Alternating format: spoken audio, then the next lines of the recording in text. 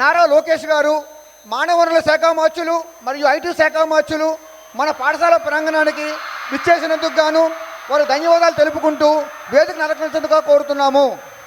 మన విశిష్ట అతిథి శ్రీ గంటా శ్రీనివాసరావు గారు, శాసనసభ్యులు, భీముల నియోజకవర్గం వారు, మాజీ మంత్రివర్యులు, మన ప్రీతమ నాయకులు, మన పాఠశాల శ్రేయోభిలాషి అయిన గంటా శ్రీనివాసరావు గారిని వేదికపైకి సాధారణంగా ఆహ్వానిస్తున్నాం. గౌరవ అతిథి శ్రీమతి దివ్యస్ నీలిమా గారు, డైరెక్టర్ దివ్యస్ ల్యాబ్స్, మన ప్రాంగణాన్ని సుందరీకరించడానికి సహాయ సహకారం అందజేసిన వారిని కూడా ఈ వేదికపైకి ఆహ్వానిస్తున్నాం. చంద్రంపాలెం ఉన్నత పాఠశాల క్రీడా ప్రాంగణ ప్రారంభోత్సవానికి విచ్చేసిన గౌరవ శాసనమండలి సభ్యులకు, శాసనసభ్యులందరికీ కూడా సాదర స్వాగతం పలుకుతున్నాం. మన విశాఖపట్నం జిల్లా కలెక్టర్ గారు మరియు ఇతర శాఖల అధికారులు మరియు అనేక రకాలైన ప్రజలందరూ కూడా ఇక్కడ విచ్చేస్తున్నారు. వారందరికీ స్వాగతం, సుస్వాగతం. తల్లిదండ్రులకు, విద్యా కమిటీ సభ్యులకు, ఇతర పెద్దలకు, అందరి గౌరవనీయులకు, అదేవిధంగా విద్యార్థులకు కూడా మేమందరం ఆహ్వానం పలుకుతున్నాం. ఈ కార్యక్రమాన్ని మీరందరూ కూడా విచ్చేసినందుకు మేము ధన్యవాదాలు తెలుపుకుంటూ మన గౌరవ మంత్రివర్యులు శ్రీ నారా లోకేష్ గారిని జ్యోతి ప్రతిజ్ఞ చేయవలసిందిగా కోరుతున్నాము.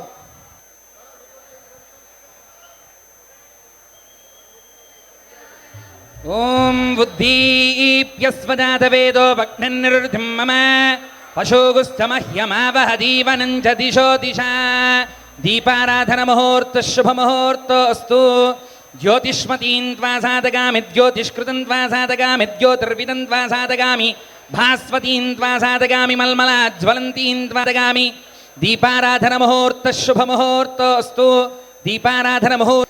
ఓం ఆశాస్తే యయదమానోసౌ ఆయురాశాస్తే సుప్రజాస్త్వమాశాస్తే సజాతవనస్యామాశాస్తే ఉత్తరాందే కోరుతున్నాను. సభికులందరూ కూడా దయచేసి సమన్వయం పాటిస్తూ నిశ్శబ్దాన్ని పాటిస్తారని కోరుతున్నాం.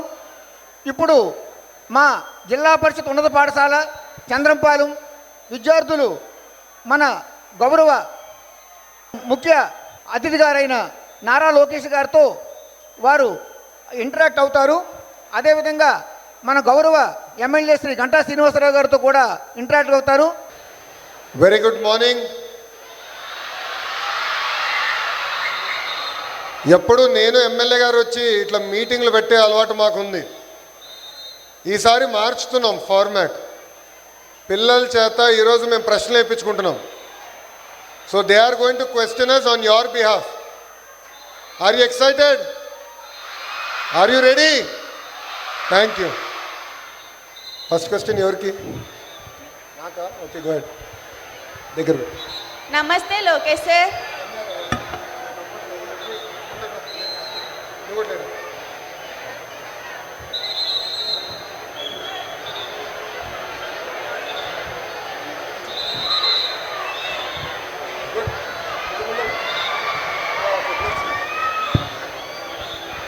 నమస్తే లోకేష్ సార్, నా పేరు ఎన్ ప్రణతి. ఓకే సార్ అని ఎవరినో పిలిస్తే నాకు చాక్లెట్ ఇవ్వాలి. సో ఇప్పుడు ఒక చాక్లెట్ ఇవ్వాలి నువ్వు నాకు, ఓకేనా?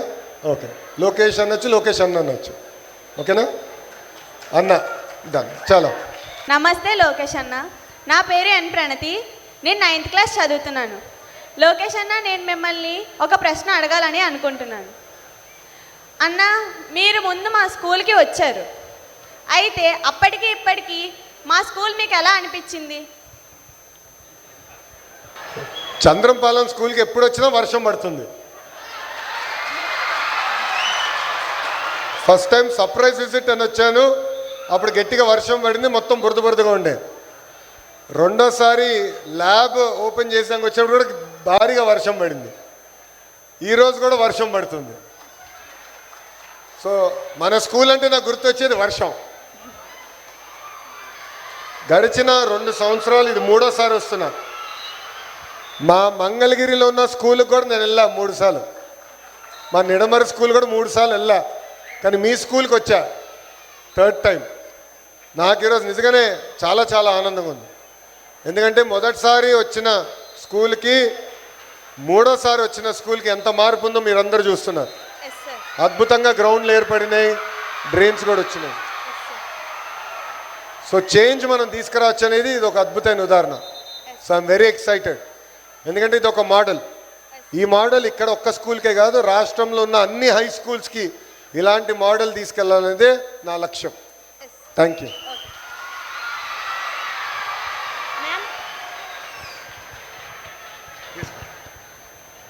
నా పేరు రోషిక్, నేను 7వ తరగతి చదువుతున్నాను.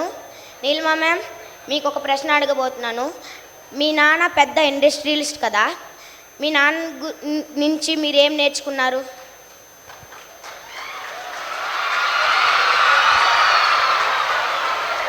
Good question.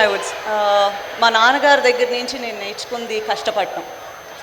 ఎవరైనా సరే కష్టపడాలి, తెలివి ఉన్నా తెలివి లేకపోయినా కష్టపడితేనే పైకి వస్తారు అని. ఇంకొక క్వశ్చన్,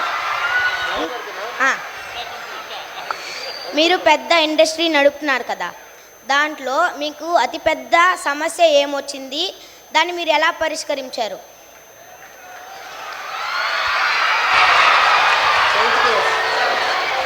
వా సమస్య అనేది వస్తూ ఉంటుంది, ఇదొక్కటే పెద్దది అని ఎప్పుడూ ఉండదు, అవి వస్తానే ఉంటాయి, మనం పరిష్కరించుకుంటూ ఉండాల్సిందే. కానీ టీం అనేది ఇంపార్టెంట్, ఒక్కళ్ళగా ఏది చేయలేవు. You have to have a team. టీంలో అందరినీ సమానంగా చూసుకుని సమానంగా ట్రీట్ చేస్తే వాళ్ళు ఇలాంటి ప్రాబ్లమ్స్ వచ్చినప్పుడు they will guide you and they will make sure the decisions are right for that.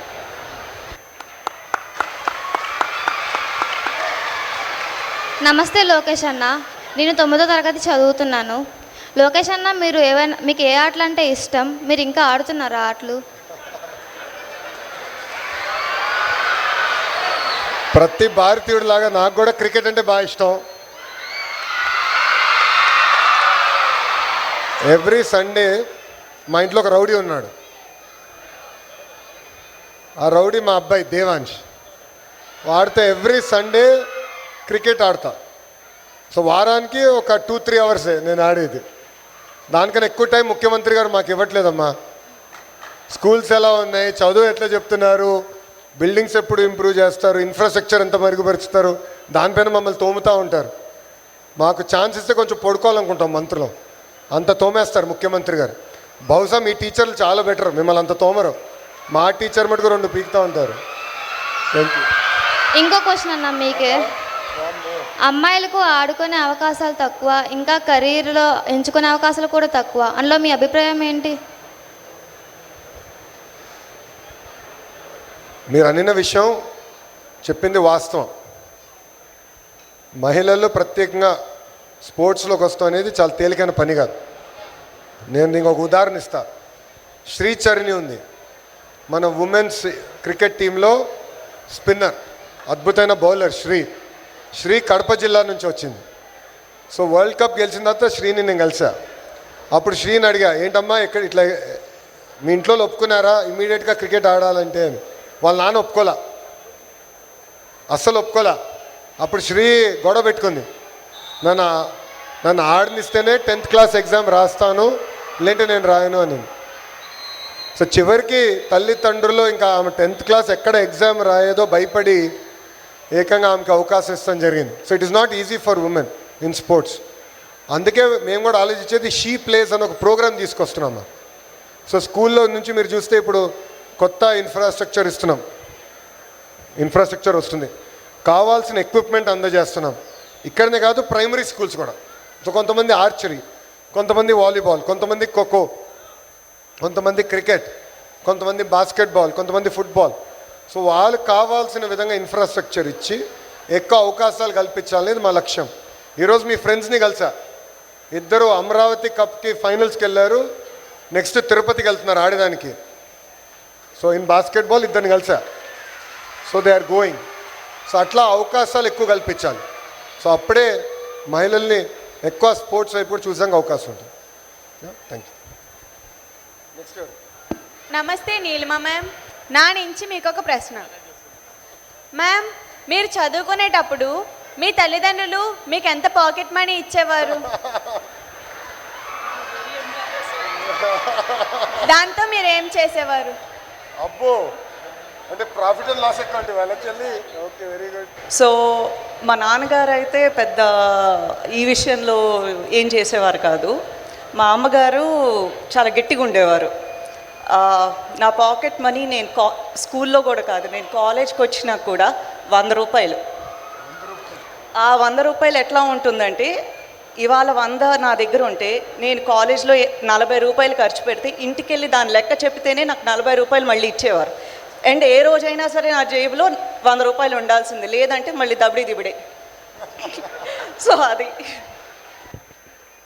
నమస్కారం ఎమ్మెల్యే గారు, నా పేరు వి జగదీష్. నేను 9వ తరగతి ఈ సెక్షన్ చదువుతున్నాను. మీరు ఇప్పటి వరకు విద్యాశాఖ మంత్రిగా పనిచేశారు కదా. ఇప్పుడు విద్యాశాఖ మంత్రి నారా లోకేష్ గారు కదా, ఆయనకి మీరు ఇచ్చే సలహాలు సూచనలు ఏమిటి?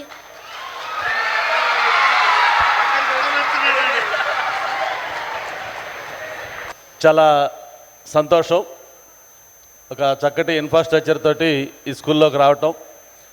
మరి రెగ్యులర్ మీటింగులు మేమేదో 4 మాటలు చెప్పి వెళ్ళిపోకుండా ఒక ఇన్నోవేటివ్గా ఈ ఇంటరాక్షన్ విత్ స్టూడెంట్స్, అంటే ఇక్కడ 4 ఉన్నారు కానీ వాళ్ళు 4 మీ అందరి తరఫున రిప్రజెంట్ చేస్తూ ఉన్నారు.